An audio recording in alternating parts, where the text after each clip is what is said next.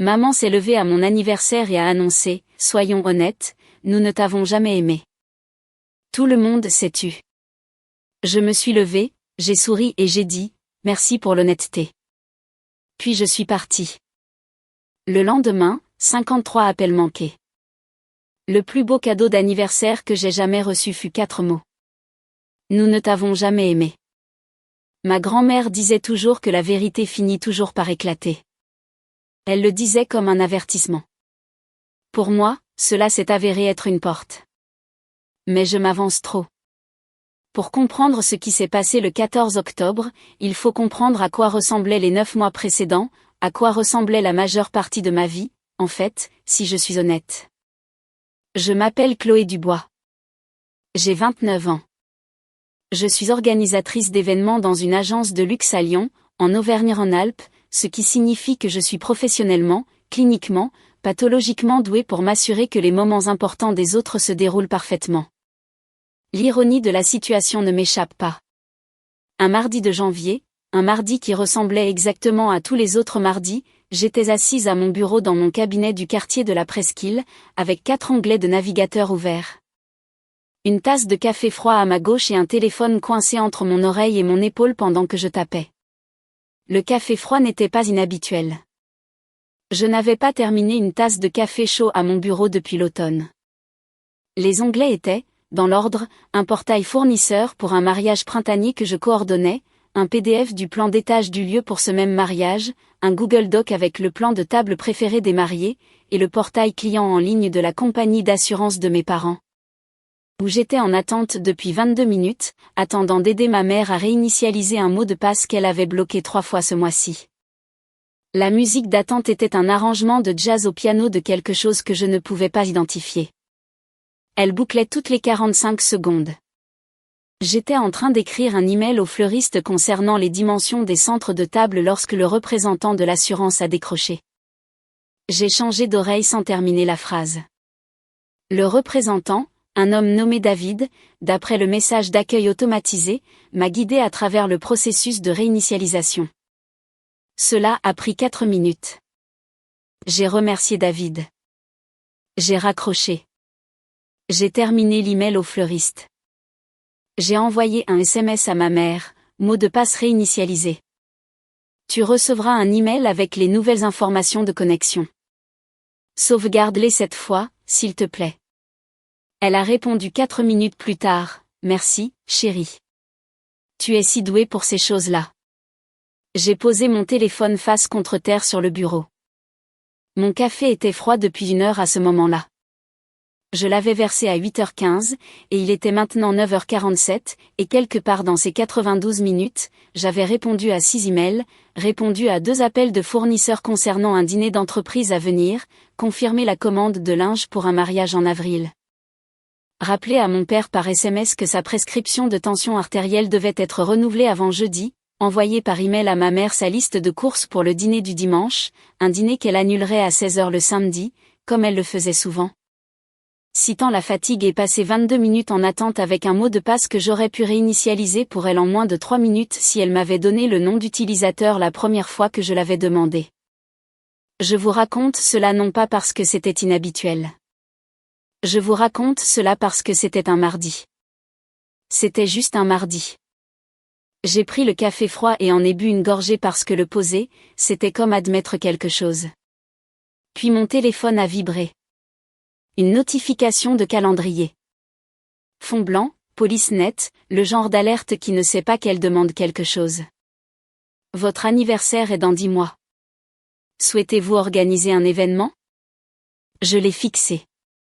Devant la fenêtre de mon bureau, la presqu'île de Lyon faisait ce qu'elle faisait toujours, le tramway roulait.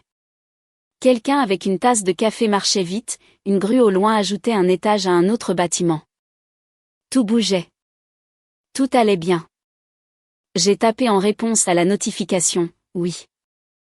J'ai posé mon téléphone et j'ai regardé le café froid et j'ai pensé, d'accord.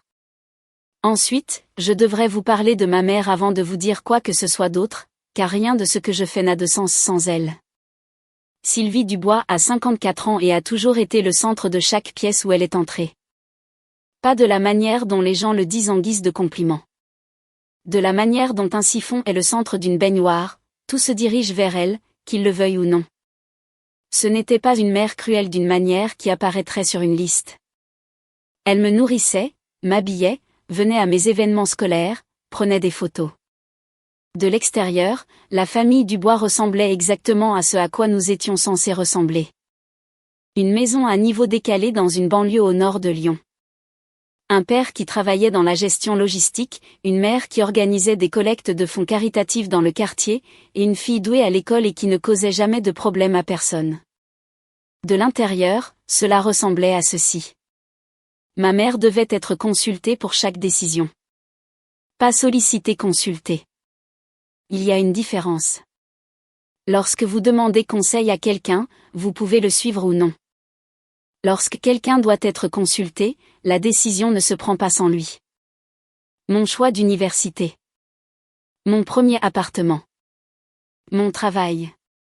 La couleur des murs de ma cuisine, si j'avais besoin du parking souterrain ou si le stationnement dans la rue ferait l'affaire. J'avais 22 ans la première fois que j'ai pris une décision qu'elle n'avait pas prévisualisée. Et le silence que j'ai eu pendant 3 jours après, pas de la colère, juste une absence, le silence particulier d'une femme qui retire sa chaleur pour montrer à quel point il fait froid sans elle, fut une forme d'éducation en soi. J'ai appris rapidement. La plupart des gens le font. Mon père, Raymond, a 55 ans et a l'attitude d'un homme qui a décidé il y a longtemps que la réponse la plus efficace à sa femme était un accord horizontal. Ce n'est pas un homme mauvais. Il m'aime d'une manière réelle mais silencieuse et, surtout, sans défense. Il me disait que j'étais intelligente. Il venait à mes remises de diplôme. Il n'a également, pendant 29 ans, jamais une seule fois regardé ma mère au milieu de quelque chose pour dire « ça suffit ». Ce silence était une forme de choix en soi.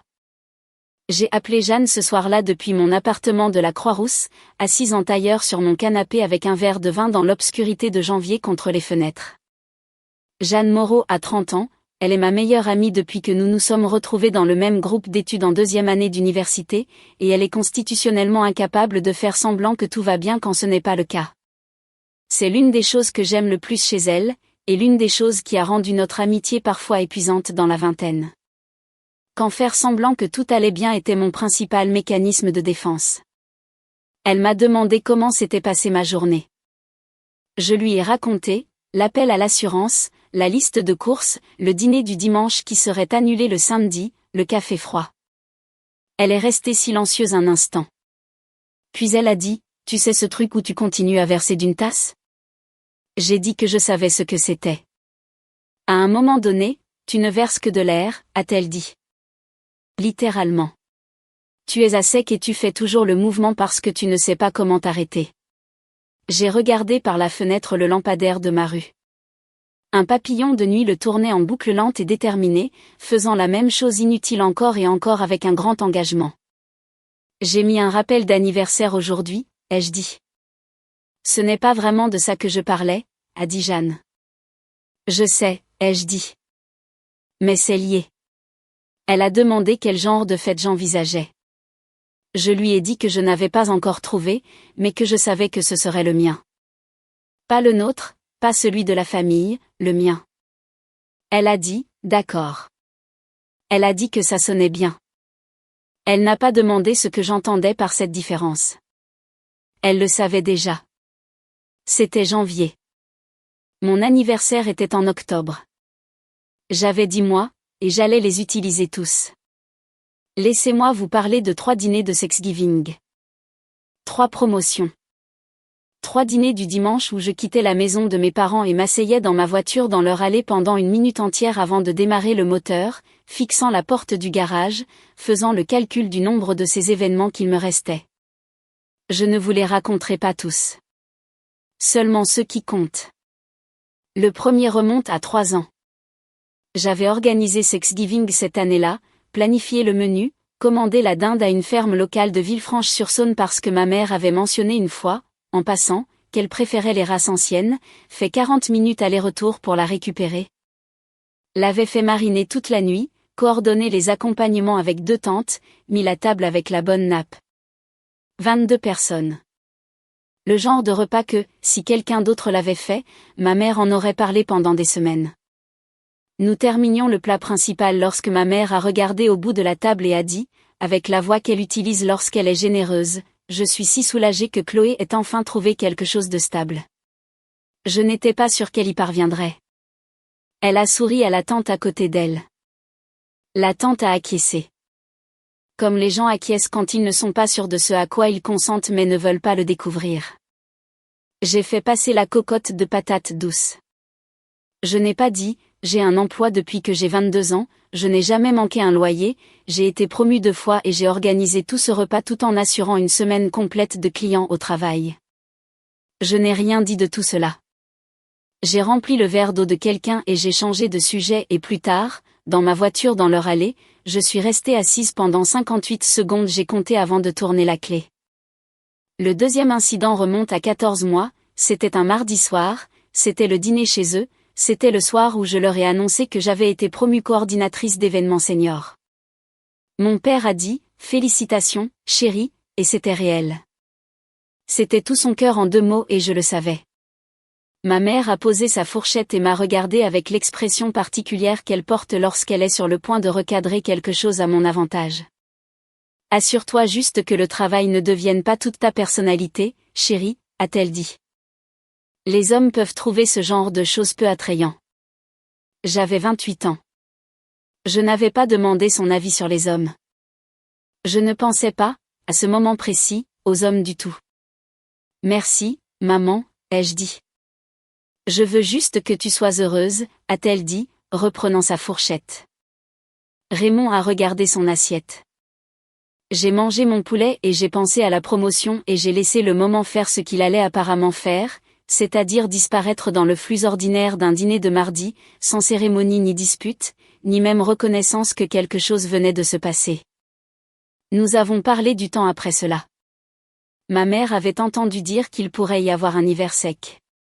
Ces 2 incidents, je peux vous les raconter calmement maintenant. Le troisième, je dois encore le poser avec précaution, comme quelque chose avec un bord dentelé. 6 semaines avant mon anniversaire, un mercredi après-midi d'août, j'étais en consultation client dans mon bureau. La cliente était une femme nommée Florence Lavigne. Elle se mariait en avril, un événement à 42 000 €, dans un lieu en dehors de la ville, cérémonie dans le jardin, dîner assis pour 180 invités. Elle était organisée, décisive et avait recommandé 2 autres clients à notre cabinet. Elle était, de toute mesure professionnelle, exactement le genre de cliente à ne pas rater. Je lui montrai le plan de table révisé lorsque la porte de mon bureau s'est ouverte. Pas frappée. Ouverte. Ma mère est entrée, vêtue d'un chemisier couleur corail et portant un sac en toile d'une jardinerie locale, le genre qu'elle emporte au marché fermier le samedi matin. Elle m'a souri. Puis a souri à Florence et a dit, « Oh, je n'avais pas réalisé que tu étais avec quelqu'un. Je voulais juste déposer ces boutures que j'ai mentionnées. » Je n'avais pas mentionné de boutures. Je ne lui avais pas demandé de passer. Je ne lui avais pas dit où se trouvait mon bureau, dans le contexte de déposer des choses, ce qui est une information différente de dire à sa mère où l'on travaille. Il y a une version de cette histoire où je demande à ma mère d'attendre dehors, et je continue ma réunion, et rien ne change. J'ai essayé de faire cette version. J'ai dit, « Maman, je suis en pleine consultation. Peux-tu me donner 20 minutes ?» Elle a dit, « Bien sûr, je vais juste. » Et puis elle a posé le sac en toile et s'est tournée vers Florence et a dit, « Vous êtes l'une des clientes de Chloé ? Elle est tellement talentueuse. J'ai toujours dit qu'elle avait l'œil pour les belles choses. Est-ce un mariage ? Ma fille a organisé le mariage de la fille de notre voisine il y a 2 étés. C'était magnifique. J'ai des photos sur mon téléphone si vous. Florence fut polie. Florence fut gracieuse. Florence a assisté à 4 minutes où ma mère lui montrait des photos d'un mariage qu'elle n'avait pas demandé à voir. Et puis ma mère est partie chaleureusement, joyeusement, me serrant l'épaule en sortant et disant qu'elle me verrait dimanche, chérie. Je me suis rassise en face de Florence et j'ai essayé de me réorienter. Florence a déplacé le reste de notre réunion à la semaine suivante afin de vérifier quelques points. Elle a appelé le lundi suivant pour nous faire savoir qu'elle avait décidé d'aller dans une autre direction pour l'organisation de son événement. 42 000 €. Envolé. 2 heures après que ma mère soit passée déposer des boutures que je n'avais pas demandées. J'ai réfléchi à cela longtemps après l'appel. Pas l'argent était une perte commerciale et les entreprises ont des pertes.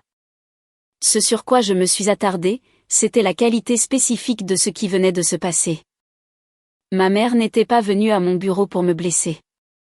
Elle était venue à mon bureau parce qu'elle voulait me voir et qu'elle était constitutionnellement incapable d'attendre et la possibilité que je puisse avoir quelque chose d'important à 14h30 un mercredi après-midi qui était plus important que son arrivée ne lui était pas, d'une manière réelle, venue à l'esprit. Elle n'était pas venue pour détruire quelque chose. Elle était simplement venue et la destruction avait suivi derrière elle comme un chien en laisse et elle avait souri tout le long. Ce soir-là, j'ai appelé Jeanne et je lui ai raconté ce qui s'était passé. Jeanne a dit un mot que je ne répéterai pas ici mais qui était exactement le bon mot pour la situation. Puis elle a dit, « Qu'est-ce que tu vas faire ?» J'étais assise sur mon canapé avec le rappel d'anniversaire toujours ouvert sur mon téléphone depuis janvier. « Dis-moi alors. 8 mois maintenant. » Je l'ai regardé. « Tu sais cette fête dont j'ai parlé, » ai-je dit, « celle de l'anniversaire. Je vais l'organiser. » J'ai dit, comme il faut. À ma façon. Jeanne est restée silencieuse une seconde. Elle me connaît. Elle me connaît depuis 7 ans et elle a compris, en cette seconde de silence, que je ne parlais pas de traiteurs et d'arrangements floraux. D'accord, a-t-elle dit finalement. Dis-moi ce dont tu as besoin. J'ai besoin de 30 personnes, ai-je dit. Mais Jean. Et j'ai besoin que tu sois là. Elle a dit qu'elle serait là. C'était 6 semaines avant mon anniversaire. 6 semaines avant que je ne finisse de planifier tout ce qui devait être en place avant le 14 octobre. Et quand je dis tout, je veux dire tout. La fête. Le lieu de réception. La liste des invités. L'appartement à Bordeaux. Le bail que je n'avais pas encore signé mais que j'étais sur le point de signer. Le poste que je n'avais pas encore accepté mais que j'allais prendre. Ma mère pensait qu'elle venait à une fête d'anniversaire. Elle n'avait aucune idée qu'elle venait à une conclusion. L'email de Dupont et Associés événement est arrivé un jeudi matin fin septembre, 3 semaines avant mon anniversaire. J'ai failli le manquer.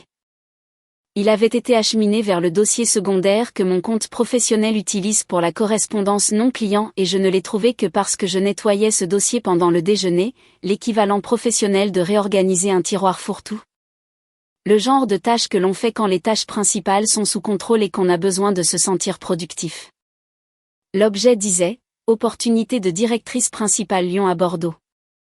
Je l'ai lu 2 fois. Puis j'ai posé mon téléphone face contre terre sur mon bureau et j'ai mangé le reste de mon déjeuner, qui était un sandwich à la dinde que j'avais préparé à 6h45 ce matin-là parce que j'essayais de dépenser moins et de prendre plus de temps pour faire des choix délibérés sur les petites choses. Le sandwich était bon. Je l'ai terminé lentement. Puis j'ai pris le téléphone et j'ai lu l'email une 3e fois. Dupont et Associés événements était une entreprise que je connaissais de réputation, le genre d'opération qui gère des événements à une échelle à laquelle mon employeur actuel aspirait. Gala d'entreprise. Collecte de fonds pour des fondations artistiques. Le genre de travail où le budget pour les fleurs seules était supérieur à certains mariages que je coordonnais en un an. Il m'avait trouvé par l'intermédiaire d'un contact mutuel, une directrice d'organisation à but non lucratif dont j'avais organisé le gala annuel au printemps. L'offre était pour un poste de directrice principale de l'expérience client. Le salaire était 40% plus élevé que ce que je gagnais actuellement. Il y avait un forfait de déménagement. Le poste commençait le 1er janvier. J'ai réfléchi à l'email pendant 2 jours sans en parler à personne. Le samedi matin, je suis allée au café de ma rue et j'ai commandé un cortado et me suis assise à la petite table près de la fenêtre et j'ai ouvert les annonces immobilières dans le quartier des Chartrons, à Bordeaux. J'étais allée à Bordeaux une fois, pour une conférence il y a 4 ans. Je me souvenais de la lumière, de sa qualité gris-vert particulière, de la façon dont elle donnait l'impression que tout était filmé à travers un filtre qui n'avait pas encore été inventé. J'ai trouvé un appartement d'une chambre rue des Remparts. Loyer raisonnable pour la ville. Grande fenêtre orientée, disponible le 1er novembre. J'ai regardé les photos longtemps. La fenêtre donnait sur une rue latérale calme avec un café au coin. Il y avait une quincaillerie de l'autre côté de la rue. J'ai appelé le propriétaire. J'ai posé mes questions. J'ai soumis la candidature. Le dimanche soir, j'ai reçu l'approbation. J'ai signé le bail numériquement, soumis la caution et écrit l'adresse de Bordeaux dans mon agenda sous une nouvelle page que j'ai simplement intitulée « Prochain chapitre ». Le lundi matin, j'ai appelé Dupont et Associés et j'ai accepté le poste. Puis j'ai appelé Jeanne. Elle est restée silencieuse assez longtemps pour que je pense que l'appel avait coupé. Puis elle a dit « Tu déménages à Bordeaux. En janvier. Tu as accepté un poste à Bordeaux et tu me le dis 4 jours après les faits. » J'avais besoin de réfléchir. Tu avais besoin de signer un bail et d'accepter une offre d'emploi avant d'avoir la conversation, a-t-elle dit. Pas une accusation. Juste un fait. La façon dont Jeanne livre la plupart des choses. Ça aussi, ai-je dit. Une autre pause. Je pouvais l'entendre poser quelque chose sur un comptoir. Elle cuisinait, probablement. Elle cuisine quand elle traite les choses. Tu vas bien, a-t-elle dit. Je pense que je vais mieux que bien, ai-je dit. Je crois que je n'y suis pas encore habituée. Elle a posé des questions sur la fête. Je lui ai dit ce que je pensais. Le lieu de réception était le Bouchon Rouge, un bar à vin du quartier des terreaux qui organisait des événements privés les soirs de week-end. Je l'avais repéré il y a 2 mois. Je suis organisatrice d'événements. Je remarque les lieux comme d'autres personnes remarquent les chaussures. La salle privée pouvait accueillir 35 personnes confortablement. Elle avait sa propre entrée depuis la rue latérale. Bonne acoustique, éclairage tamisé, un bar qui proposait des dégustations de vin et un petit menu. Le genre d'endroit qui donnait l'impression d'appartenir aux personnes qui s'y trouvaient, et non à celui qui l'avait réservé en dernier. J'avais envoyé la compte en août. La salle était confirmée pour le 14 octobre, un samedi, 19h. La liste des invités était de 30 personnes. Chacune d'entre elles était la mienne. Mes collègues de l'agence. Mon ami Marc, que ma mère considérait comme une mauvaise influence parce qu'il l'avait un jour contredite lors d'un dîner et ne s'était pas excusé. Mes amis de l'université Léa et Manon, qui vivaient à Grenoble, et me demandaient de planifier une visite depuis des mois. Mon voisin Gérard du 2e étage, qui avait 67 ans, était à la retraite, promenait son chien devant ma porte tous les matins à 7h15 et frappait toujours 2 fois si je n'avais pas relevé mon courrier. Sylvie et Raymond figuraient sur la liste. En tant qu'invités. Pas en tant que co-hôte, pas en tant qu'organisateur, pas en tant que personne dont j'avais sollicité ou solliciterais les opinions sur le lieu. Des invités. Tu l'invites, a dit Jeanne. Ce n'était pas une question. Oui. Pourquoi ? J'ai réfléchi à la façon de répondre. Parce que si je ne l'invite pas, ai-je dit, je passerai le reste de ma vie à me demander ce qui se serait passé si je l'avais fait, et parce que je veux des témoins. Jeanne a posé quelque chose sur le comptoir à nouveau. Des témoins, a-t-elle dit. 30 personnes qui me connaissent, ai-je dit. Qui connaissent mon travail, ma vie, ce que j'ai construit. 30 personnes qui savent ce qu'elles voient quand elles le voient. Il y avait une qualité particulière à ce que je décrivais que je n'ai pas dit à voix haute, car je n'en avais pas besoin. Jeanne et moi étions amies depuis 7 ans. Elle a compris que je ne tendais pas un piège au sens dramatique du terme. Je ne prévoyais pas d'affronter ma mère, de l'exposer ou de produire des preuves contre elle. Je me construisais simplement, autour de moi, une pièce remplie de gens qui témoigneraient de ce qui allait se passer. Et si rien ne se passait, si Sylvie arrivait et s'asseyait tranquillement et levait un verre et disait joyeux anniversaire, alors j'aurais eu une belle fête et j'aurais déménagé à Bordeaux en novembre sans drame ni culpabilité et une sortie propre. Mais je connaissais Sylvie. Qu'est-ce que tu as besoin de moi, a dit Jeanne. Sois là. Vois. C'est tout. Je peux faire ça, a-t-elle dit. Chloé. Je sais, ai-je dit. Je voulais juste le dire. Tu n'as pas à le faire. Tu méritais mieux que ça, a-t-elle dit. C'est tout ce que je voulais dire. J'ai regardé l'agenda sur mon bureau, la page marquée « Prochain chapitre », l'adresse de Bordeaux écrite de ma main. Devant ma fenêtre, la lumière de septembre projetait quelque chose de chaud et d'oblique sur le bâtiment en briques d'en face. La fin de l'été essayant d'avoir un dernier mot avant de céder la place à l'automne. Je commence à le penser aussi, ai-je dit. 3 jours plus tard, ma mère a appelé pour proposer son aide pour l'installation de la fête. Je lui ai dit que le lieu de réception s'occupait de l'installation. Elle a dit qu'elle pouvait apporter des centres de table. Je lui ai dit que ce n'était pas nécessaire. Je veux juste être utile, a-t-elle dit, avec la voix qu'elle utilise quand utile signifie présente et en charge. Tu es une invitée, maman, ai-je dit. Les invités n'installent rien. Il y eut un silence. Pas long, juste le demi-seconde d'ajustement qu'une personne fait, lorsque la conversation a pris une direction inattendue. Puis elle a dit, bien sûr, et m'a dit qu'elle me verrait le 14, et nous nous sommes dit au revoir. J'ai posé le téléphone et j'ai noté dans mon agenda, Sylvie a appelé pour l'installation. Rediriger. Et puis je suis retournée aux documents d'intégration de Dupont et Associés, sur lesquels je travaillais le soir. Un peu chaque nuit, comme quelqu'un qui déballe un nouvel endroit, un tiroir à la fois. 8 jours avant la fête, ma mère a appelé pour offrir son aide pour les décorations. Je veux être précise ici. Parce que la précision compte lorsque vous décrivez un schéma.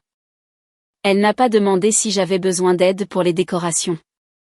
Elle a appelé pour l'offrir, ce qui est une construction grammaticale différente et un contrat social entièrement différent. Demander implique que l'autre personne a la possibilité de refuser. Offrir implique que l'autre personne n'a tout simplement pas encore réalisé ce dont elle a besoin. Le lieu de réception s'occupe de l'installation, lui ai-je dit. Il n'y a rien à apporter. Je pourrais faire les centres de table, a-t-elle dit. J'en fais depuis avant ta naissance. Les hortensias sont si beaux en octobre, et je connais une femme au marché fermier qui les obtient dans le plus magnifique bleu poussiéreux. Il y a déjà des centres de table, ai-je dit. Le lieu les inclut. Une pause. Ils ne seront pas personnels, cependant. Ils n'ont pas besoin d'être personnels, ai-je dit. C'est un bar à vin, pas une réunion de famille. Une autre pause, légèrement plus longue. Je veux juste aider. Je sais, ai-je dit. Tu es une invitée. Être une invitée, c'est l'aide. Elle a dit bien sûr, elle comprenait parfaitement, elle me verrait le 14. L'appel s'est terminé chaleureusement, comme ces appels le font presque toujours, avec la chaleur particulière d'une femme qui classe mentalement quelque chose pour plus tard. 5 jours avant la fête, mon père a appelé. Raymond Dubois m'appelant directement, sans passer par ma mère, signifiait l'une des deux choses suivantes. Soit il avait une question pratique spécifique à laquelle seul je pouvais répondre, soit il menait une diplomatie. J'ai su laquelle c'était en 4 secondes. Salut, chérie. C'était l'ouverture. Salut, chérie signifie qu'on lui a demandé d'appeler. Salut, papa. Ta mère est un peu. Elle a mentionné qu'elle avait proposé d'aider pour la fête et tu as dit non. J'ai dit que le lieu de réception s'occupe de l'installation. Il n'y a rien pour elle à faire. D'accord, d'accord. Il a fait une pause. Je pouvais entendre la télévision en arrière-plan. Une chaîne de sport. Elle se sent juste un peu. Tu sais comment elle est. Je savais comment elle était. Je savais comment elle était depuis 29 ans. J'ai attendu de voir s'il y avait plus. Elle est excitée, a-t-il dit. À propos de la fête. Elle en a parlé. J'ai pensé au bail à Bordeaux, au document d'intégration de Dupont et Associés. La page de mon agenda marquée « Prochain chapitre ». J'ai pensé à la première boîte que je n'avais pas encore emballée, mais que j'allais emballer ce week-end. J'ai pensé à ma mère parlant de la fête à ses amis, la décrivant probablement comme quelque chose dans la planification duquel elle avait été impliquée, la façon dont elle décrivait la plupart des choses que je faisais. Je suis contente qu'elle soit excitée, ai-je dit. Elle passera un bon moment. Oui, a dit Raymond. Elle le fera. Une autre pause. Tu vas bien ? C'était la version de Raymond pour dire quelque chose. Il ne pouvait pas dire la chose plus grande, il ne l'a jamais pu, mais il pouvait demander la chose plus petite et signifier la plus grande, et j'avais appris au fil des ans à l'entendre pour ce que c'était. J'ai dit que j'allais bien. Il a dit bien, bien. Nous nous sommes dit au revoir. Après avoir raccroché, je suis resté un instant dans ma cuisine, à penser à mon père. Aux 29 ans de diplomatie indirecte et de bords arrondis et de « tu sais comment elle est ». À toutes les fois où la chose plus grande était restée non dite parce que la dire aurait exigé un genre de courage qu'il n'avait pas ou ne croyait pas avoir, ce qui revenait au même. Il m'aimait. Il a aussi, toute ma vie, aimé sa paix plus que tout. Je ne savais pas exactement quoi faire avec cela. Je l'ai mis sur une étagère et l'ai laissé là. 2 jours avant la fête, elle a essayé une dernière fois. Cet appel était différent. Le ton serviable était toujours là. Ma mère est constante, mais en dessous, si vous saviez quoi écouter, les bords s'effilochaient légèrement, comme un tissu lorsque l'on tire trop longtemps dans la même direction. Elle voulait connaître la liste des invités. Pas toutes, a-t-elle dit. Juste pour avoir une idée de qui serait là. Je lui ai dit que c'était surtout des gens du travail et quelques amis de l'université. Elle a demandé si Marc serait là. J'ai dit oui. Elle a fait un petit son, pas tout à fait un soupir, pas tout à fait un mot qui communiquait son opinion de Marc sans techniquement l'exprimer. Puis elle a posé des questions sur les discours. Il y a un programme, a-t-elle dit. Quelqu'un dit quelque chose ? Il devrait probablement y avoir un toast. Il n'y a pas de programme formel, ai-je dit. C'est une fête. Les familles disent quelque chose aux anniversaires, a-t-elle dit. Et sa voix avait légèrement changé, comme une clé qui essaie de trouver une serrure. C'est tout naturel. Je pourrais dire quelques mots. Rien d'élaboré. Maman. J'ai prononcé son nom d'une manière qui n'était pas méchante mais n'était pas négociable. Ce n'est pas ce genre de fête. Le silence qui a suivi a duré 3 secondes. Je le sais parce que j'ai compté. La façon dont je compte les choses quand j'ai besoin de rester dans mon corps et hors de ma tête. D'accord, a-t-elle dit finalement. Je te vois samedi, ai-je dit. 19h. Nous serons là, a-t-elle dit. Après avoir raccroché, j'ai écrit dans mon agenda, 2e appel. Contrôle de la fête. Rediriger. Puis j'ai écrit en dessous, en plus petites lettres, une note à moi-même, elle a peur de quelque chose. C'est ça. J'avais pensé à ce que Raymond m'avait dit 6 jours plus tard, ce que je ne savais pas encore qu'il allait arriver mais que je pressentais déjà dans les appels.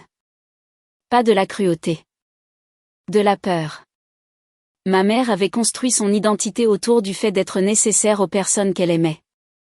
Et il y avait quelque chose qui se passait chez sa fille qu'elle pouvait sentir mais ne pouvait pas nommer. Comme un changement de pression atmosphérique avant le temps. Elle ne pouvait pas voir le bail de Bordeaux. Elle ne pouvait pas voir l'offre d'emploi.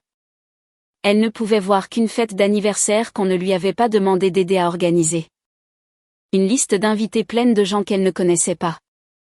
Une fille qui continuait à répondre chaleureusement à ses appels et ne lui disait rien. Je n'avais pas pitié d'elle. Mais je la comprenais. Ce qui est une chose différente. La veille de la fête, j'ai fait une boîte. Juste une. Des livres dont je n'aurais pas besoin pour le mois suivant, une poignée de romans que je voulais relire. Une collection d'essais d'un écrivain que j'aimais. Le livre de photographie que Gérard du 2e étage m'avait prêté 6 mois auparavant et que je devais rendre avant de déménager. J'ai plié les rabats et passé le ruban adhésif sur le dessus et écrit sur le côté au marqueur noir, livre Bordeaux. Je l'ai posé près de la porte d'entrée où je le verrais le matin. Mon appartement était calme. La rue dehors faisait son truc habituel de veille de samedi soir. Des rires venant du bar 2 rues plus loin. Une voiture avec sa musique à fond qui passait en glissant.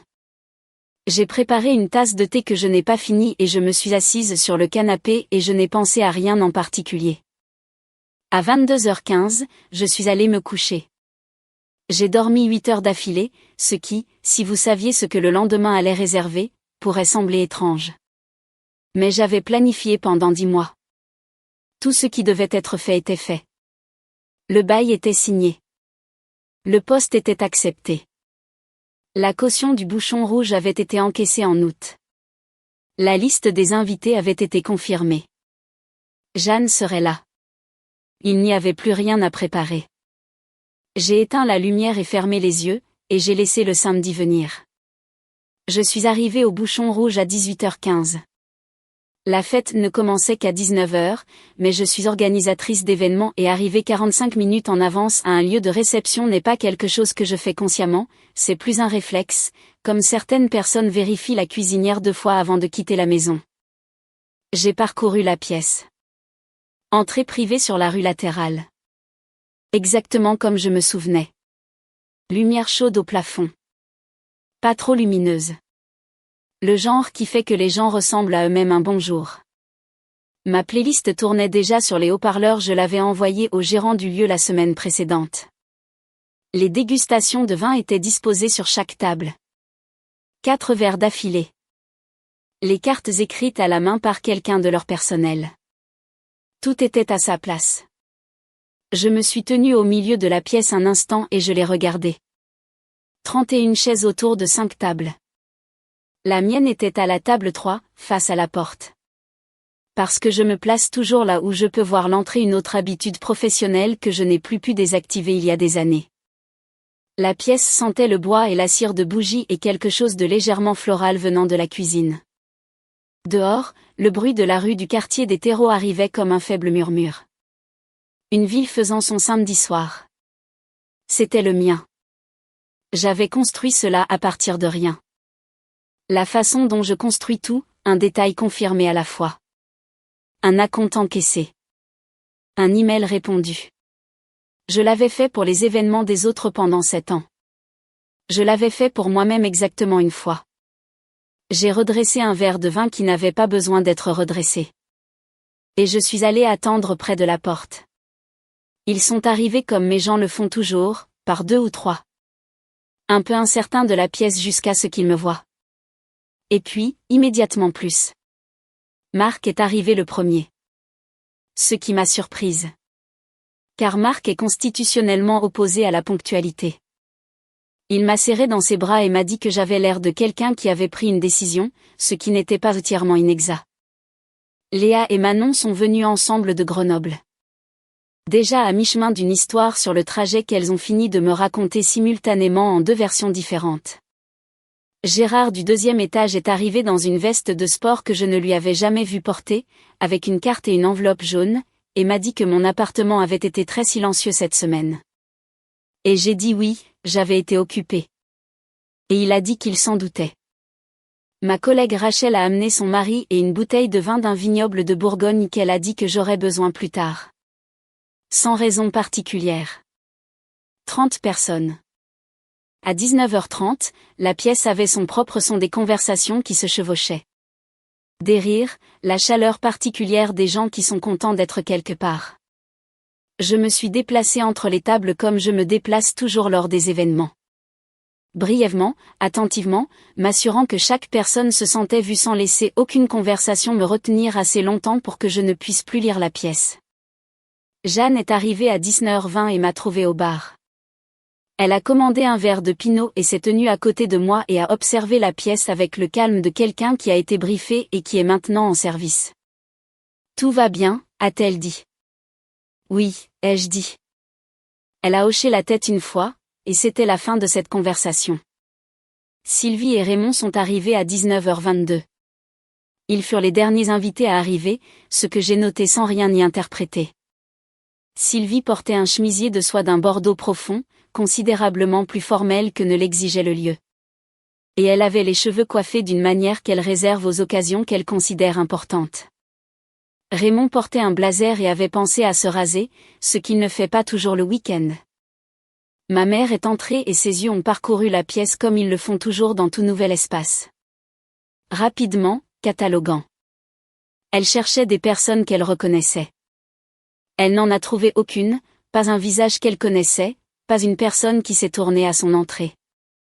La pièce ne s'est pas réorganisée autour de son arrivée comme le font les pièces auxquelles elle est habituée. J'ai observé cela.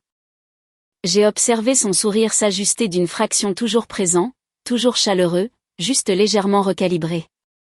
Raymond m'a trouvé immédiatement et m'a serré dans ses bras correctement, la façon dont mon père me serre dans ses bras quand nous sommes juste tous les deux et qu'il n'a pas besoin de le faire pour personne. Joyeux anniversaire, chérie, a-t-il dit dans mon épaule. C'était réel. Je m'y suis accrochée une seconde. Sylvie m'a ensuite serré dans ses bras et a dit que j'étais belle et que la pièce était charmante. Je l'ai remerciée. Je les ai conduits à la table 4 et les ai présentés aux 2 collègues assis là, une femme nommée Patricia et son partenaire, tous 2 gracieux et engageant la conversation facilement. Je les ai laissés installer et je suis retournée à la fête. Pendant l'heure qui a suivi, je n'ai pas observé ma mère. Je n'en avais pas besoin. Après 7 ans dans l'organisation d'événements, on développe une conscience périphérique de la pièce, une carte où l'énergie est, où elle faiblit, où quelque chose change.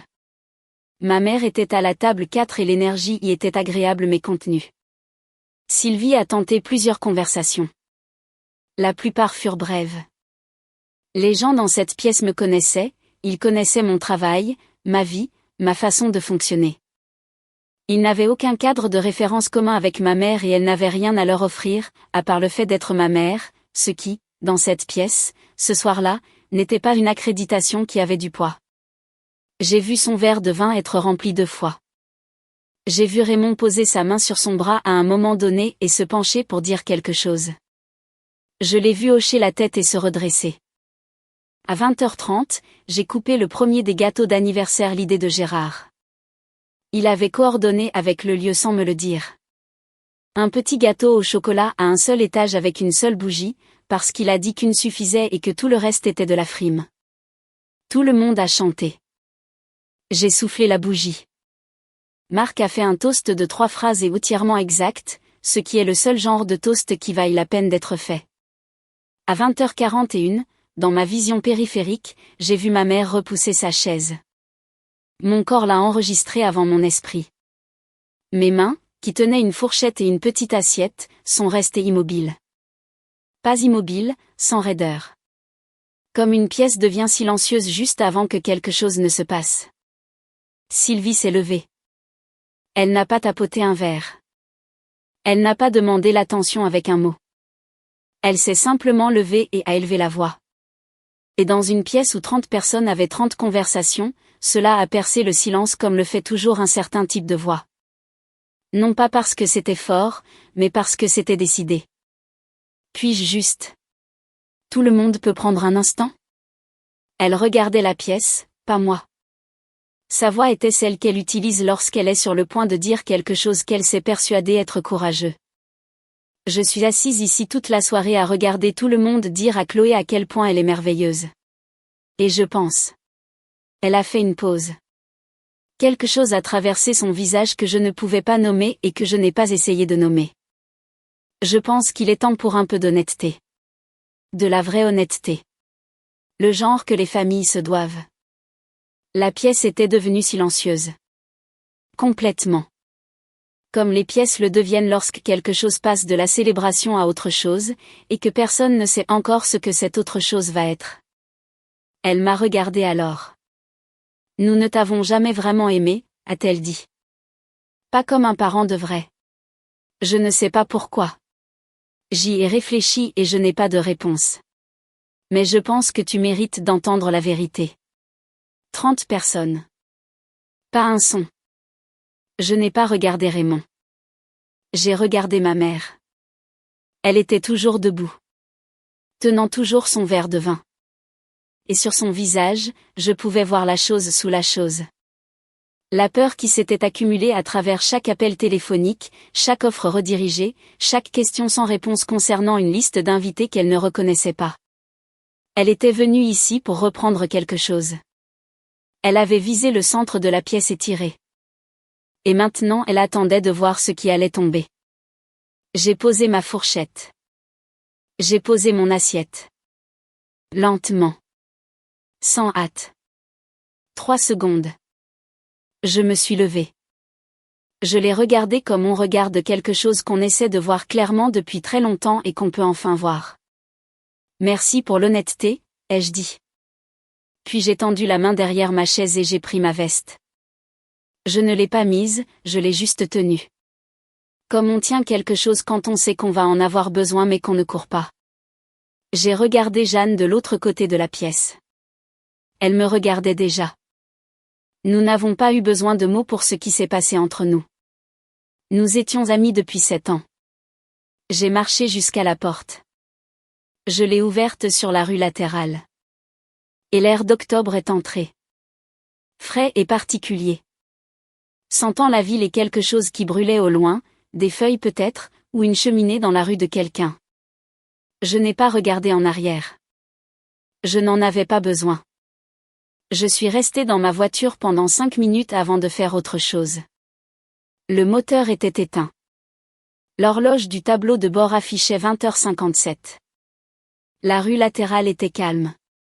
L'entrée privée du bouchon rouge donnait sur une rue qui n'a pas beaucoup de passages le samedi soir. La plupart de l'activité se déroulant sur l'artère principale, 2 rues plus loin. Je pouvais entendre faiblement la musique du bar d'en bas. Quelque chose avec un rythme régulier, indistinct à cette distance, comme un battement de cœur. Je n'ai pas pleuré. Pas alors. Je suis restée assise, les mains sur les genoux, pas sur le volant, juste sur les genoux. Et j'ai regardé le mur de briques du bâtiment de l'autre côté de l'allée et j'ai pensé à ma grand-mère. Elle disait toujours que la vérité finit toujours par éclater. J'avais pensé à cette phrase 100 fois au fil des ans. Principalement comme un avertissement, quelque chose dont il faut se méfier. Un rappel que les choses étouffées assez longtemps finissent par remonter à la surface d'elles-mêmes. Mais assise dans cette voiture, dans ce silence particulier, j'ai compris quelque chose de différent à ce sujet. Parfois, la vérité qui éclate n'est pas une catastrophe. Parfois, c'est juste la dernière chose qui devait arriver avant que tu puisses partir. J'ai pensé au visage de Raymond. Pas à celui de Sylvie, j'avais observé Sylvie. Ce à quoi je revenais sans cesse, c'était Raymond, qui était à la table 4 quand sa femme s'est levée, et dont le visage, au moment des faits, n'avait montré aucune surprise. Il avait montré le regard d'un homme qui observait une porte particulière depuis longtemps et qu'il avait enfin vu s'ouvrir. Pas de soulagement, exactement. Quelque chose de plus proche de la reconnaissance de l'inévitabilité. Il savait. Il savait que quelque chose allait arriver et il ne l'avait pas arrêté. Et c'était la chose sur laquelle je m'attardais dans l'obscurité de cette voiture. Pas la chose que ma mère avait dite, mais la chose que mon père n'avait pas faite, ce qui était l'histoire plus longue, celle qui remontait plus loin et coûtait plus cher. Mon téléphone s'est allumé sur le siège passager à 21h04. Le nom de Raymond sur l'écran. Je l'ai regardé sonner. Il a sonné 6 fois et est tombé sur la messagerie vocale. À 21h07, Sylvie. J'ai regardé celui-là aussi.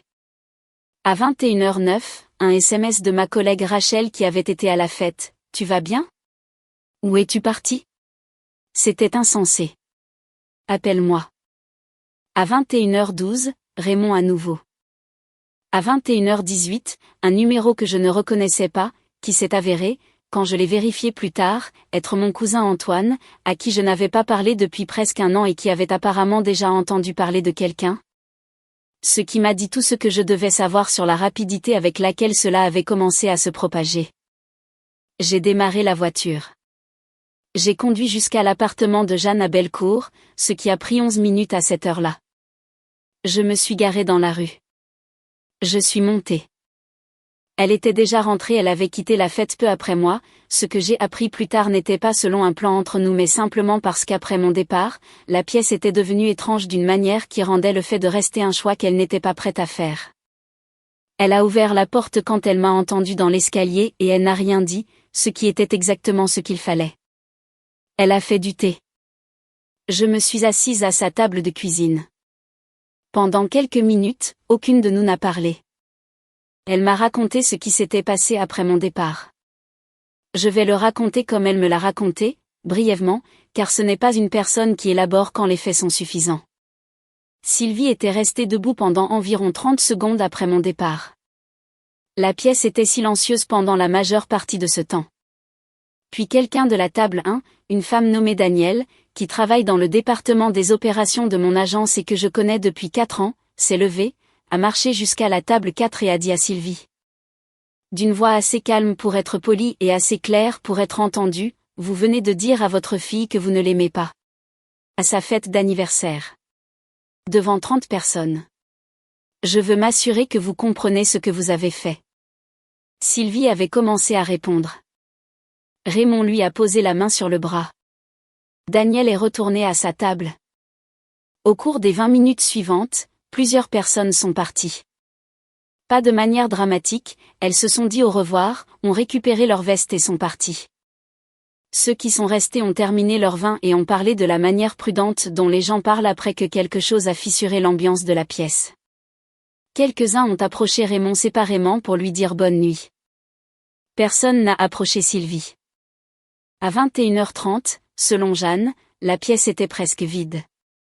Le personnel du lieu de réception se déplaçait autour des tables avec un professionnalisme discret, débarrassant les verres, comme ils le font lorsqu'un événement s'est terminé sans annonce. Sylvie a pleuré à un moment donné. Jeanne n'a pas précisé quand. Nous sommes restés assises à la table de cuisine de Jeanne jusqu'après minuit. Elle a bu du thé. J'ai bu de l'eau, puis encore de l'eau, puis un verre de vin qu'elle a ouvert sans demander, et s'est assise devant moi. Et j'ai bu cela aussi. À un moment donné, elle a demandé, « Tu vas bien ?»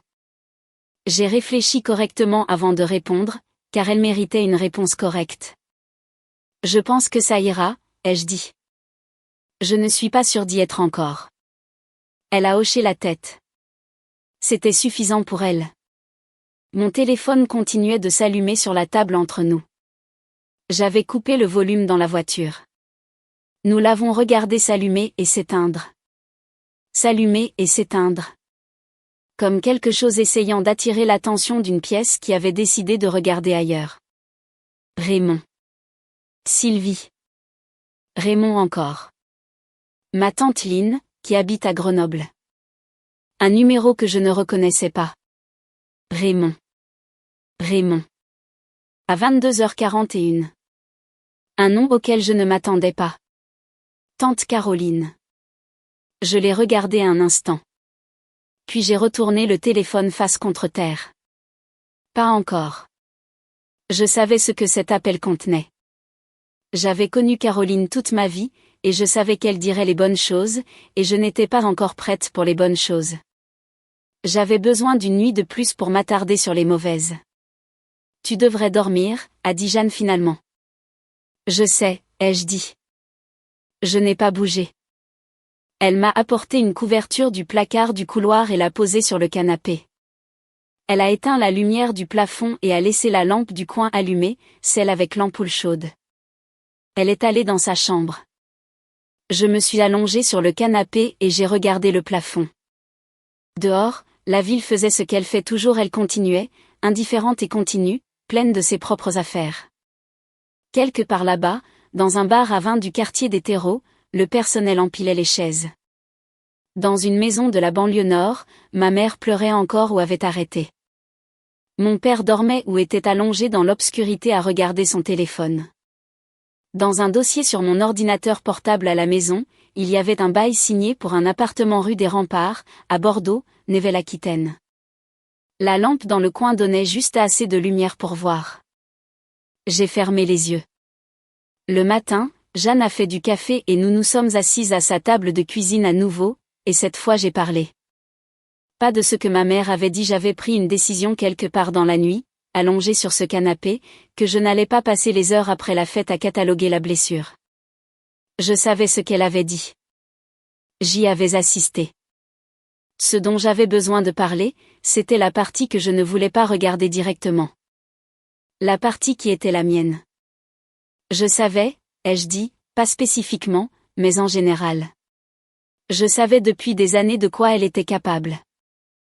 Jeanne a enveloppé ses deux mains autour de sa tasse. Je suis restée quand même, ai-je dit. Disons à rester. À gérer et à rediriger et à faire en sorte que ça marche. Je me suis dit que c'était de la patience. Ce n'était pas ça. Qu'est-ce que c'était, a dit Jeanne. J'y avais pensé pendant la nuit. J'avais un mot pour cela le matin. La peur, ai-je dit. Partir, c'était comme admettre que j'avais eu tort de rester. Ce qui signifiait que tout ce que j'avais passé 10 ans à gérer aurait été un gâchis.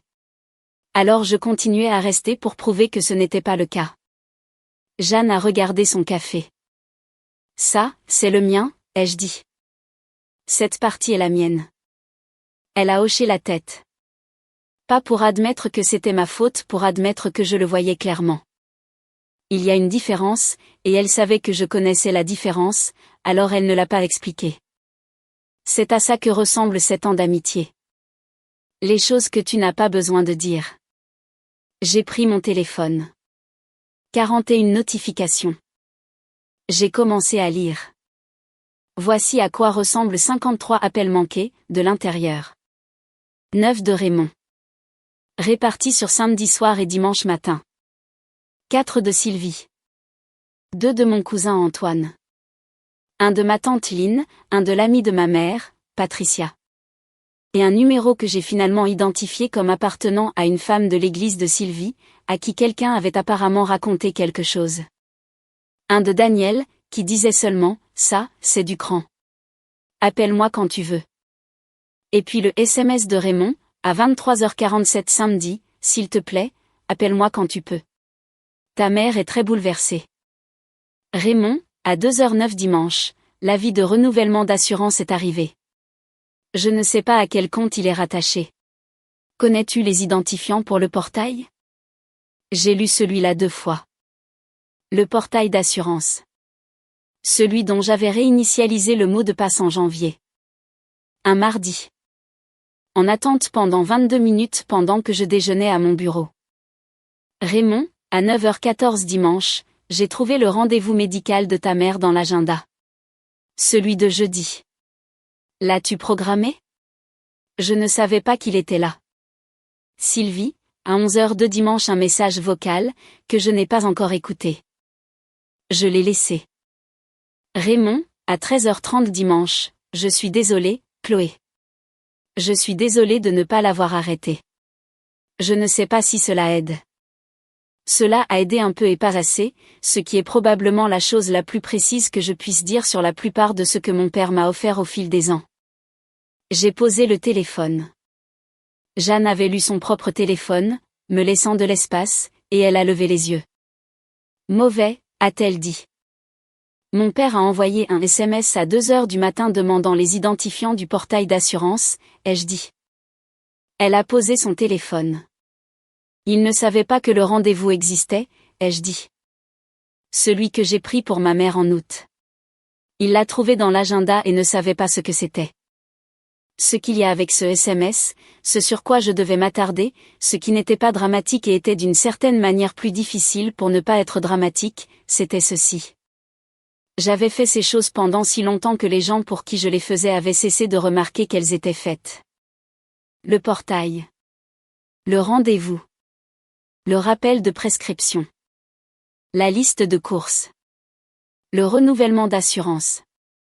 Rien de tout cela n'avait de nom dans notre famille. C'était juste la façon dont les choses se passaient. La façon dont le chauffage se met en marche sans que personne ne pense à la chaudière. Ils allaient devoir penser à la chaudière maintenant. Le 53e appel est arrivé à 11h18 le dimanche matin. Je le sais parce que je comptais, pas de manière obsessionnelle, juste de la façon dont on suit une chose quand on attend de voir où elle va atterrir. Tante Caroline. J'ai regardé son nom sur l'écran pendant une sonnerie complète. Puis j'ai décroché. Je n'appelle pas pour te demander de revenir, a-t-elle dit. C'était la première chose qu'elle a dite. Pas de bonjour, pas de comment vas-tu, juste ça. Ce qui m'a dit qu'elle avait réfléchi exactement à ce qu'il fallait dire et avait décidé de commencer par ce qui comptait. D'accord, ai-je dit.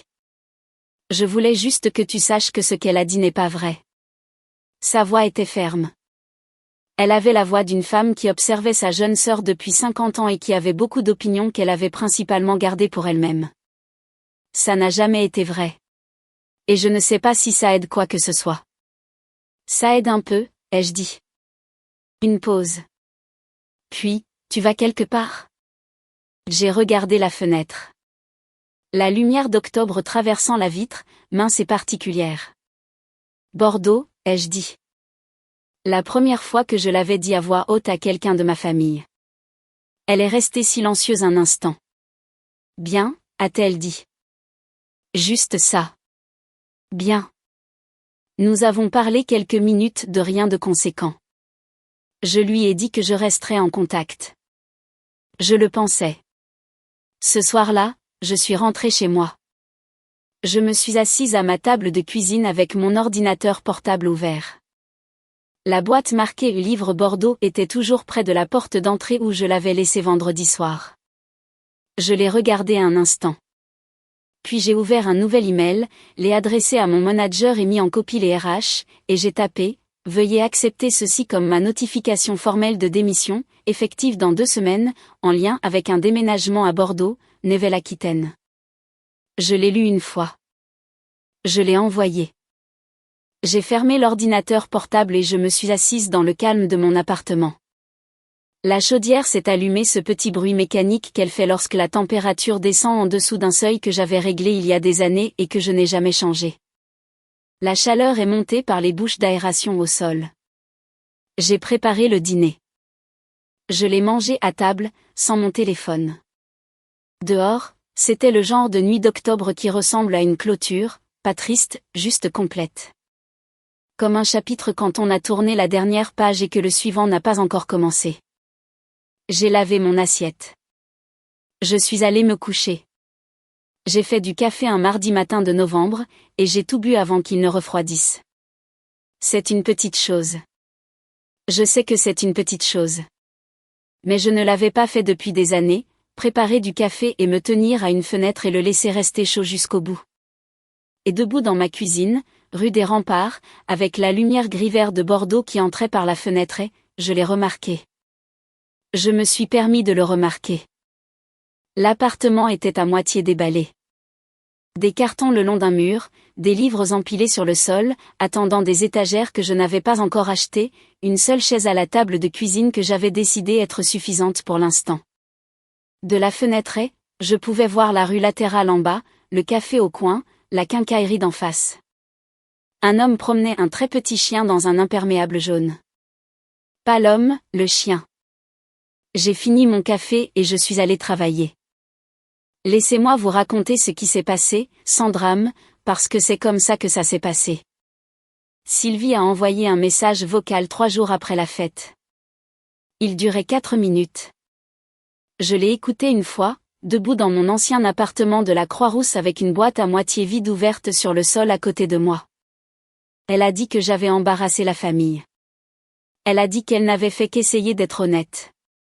Elle a dit qu'elle espérait que je comprendrais, un jour, qu'elle avait fait ce qu'elle avait fait par amour. Sa voix s'est brisée 2 fois et s'est rétablie les 2 fois. Je l'ai supprimée. Raymond a envoyé un SMS 6 jours après, on gère. J'espère que Bordeaux est bien. J'ai répondu, merci, papa. C'était tout. Ce à quoi ressemblait la gestion, je l'ai appris par fragments. Raymond a appelé le service client de la compagnie d'assurance et a passé 1 heure en attente pour réinitialiser le mot de passe du portail, le même portail auquel j'accédais en leur nom depuis 3 ans. Il a trouvé, dans un dossier de mon ancien bureau que j'avais laissé, un fichier étiqueté « Médical Raymond », contenant 2 ans de ses relevés de tension artérielle, de date de renouvellement de prescription et d'informations de contact pour son cardiologue. Il ne savait pas que le dossier existait. Il m'a appelé pour me dire qu'il l'avait trouvé, et dans sa voix quand il l'a dit, il y avait quelque chose que je reconnaissais comme un homme comprenant, pour la première fois, les dimensions d'une pièce dans laquelle il vivait. Il n'a pas dit merci. Je n'avais pas besoin qu'il le fasse. Le rendez-vous médical de Sylvie le jeudi après la fête a été manqué. Personne n'a appelé pour le reprogrammer. Je le sais parce que j'ai vérifié une fois, le portail patient que j'avais créé pour elle il y a 2 ans. Je l'ai vérifié, puis je me suis déconnectée et n'y suis pas retournée. Dans les semaines qui ont suivi la fête, 3 personnes de la communauté religieuse ont contacté Sylvie avec des questions. L'une d'elles avait une fille qui travaillait avec quelqu'un qui avait été au Bouchon Rouge ce soir-là. Je ne sais pas exactement ce qui a été dit à Sylvie ni comment elle y a répondu. Je sais seulement que la version d'elle-même qu'elle avait présentée à cette communauté, la mère dévouée, la femme qui sacrifiait, avait maintenant une forme différente, pas détruite, juste différente. Dans les communautés où la réputation est une monnaie d'échange, une forme différente est suffisante. Tante Caroline a appelé 2 fois de plus. Nous avons parlé de son jardin, d'un voyage qu'elle envisageait au Portugal, d'un roman qu'elle avait lu et qu'elle voulait me recommander. Les premières vraies conversations que j'avais eues avec quelqu'un de cette branche de la famille depuis des années, des conversations qui n'avaient rien à voir avec la gestion de quoi que ce soit. C'était juste des conversations. J'avais oublié à quel point ces conversations me manquaient. Un mercredi, lors de ma 2e semaine chez Dupont et Associés, une directrice principale nommée Marguerite est passée à mon bureau et m'a demandé si je serais prête à diriger un nouveau compte client, une fondation qui organisait un gala annuel pour 300 personnes. Elle a dit qu'elle avait entendu dire que j'avais fait un travail exceptionnel à Lyon et qu'elle voulait voir ce que je pouvais faire avec plus d'espace. J'ai dit oui. Je l'ai dit comme on dit oui quand la réponse est prête depuis longtemps et que la question est enfin arrivée. Un jeudi matin, j'étais debout à la fenêtre de mon nouveau bureau au 8e étage, regardant le quartier des Chartrons, au-delà, l'étendue gris-vert de l'estuaire de la Gironde. Un ferry traversait au loin, lent et régulier, se rendant d'une rive à l'autre, avec la patience particulière des choses qui savent exactement où elles vont. Mon téléphone a vibré sur le bureau. Jeanne, comment ça va Bordeaux? J'ai regardé le ferry. J'ai regardé l'estuaire. J'ai regardé la ville étendue sous moi, pleine de gens que je n'avais pas encore rencontrés, de travail que je n'avais pas encore fait, de matins que je n'avais pas encore vécu. J'ai répondu, calme. J'aime bien. J'ai posé le téléphone et me suis retournée vers la fenêtre un instant de plus. Dehors, la lumière faisait quelque chose de complexe avec l'eau, comme la lumière le fait dans cette ville superposée et changeante, comme si elle n'arrivait pas à se décider entre le gris et l'argent et continuait d'essayer les deux. Puis je suis retournée à mon bureau et je me suis mise au travail. J'ai beaucoup réfléchi, depuis, à ce que ma grand-mère disait, que la vérité finit toujours par éclater. Elle avait raison. C'est le cas. La partie qu'elle n'a pas mentionnée, la partie que j'ai dû comprendre par moi-même est que parfois, la vérité qui éclate n'est pas la fin de quelque chose. Parfois, c'est juste la porte qui s'ouvre enfin. Et j'ai appris, au cours des mois depuis le 14 octobre, que la question sur laquelle il vaut la peine de s'attarder n'est pas ce qui se passe lorsque les personnes censées vous aimer disent enfin ce qu'elles ne pouvaient pas dire. La question est, que faites-vous de la porte ouverte? Combien de temps restez-vous dans l'encadrement? La franchissez-vous? À quel point le fait de maintenir une famille unie cesse-t-il d'être de l'amour et commence-t-il à être la raison pour laquelle ils n'apprennent jamais à se tenir seuls? Je n'ai pas de réponse claire. Je ne suis pas sûre qu'il y en ait une. Mais je sais ce que j'ai fait quand la porte s'est ouverte. Je l'ai franchie. Et je n'ai pas regardé en arrière.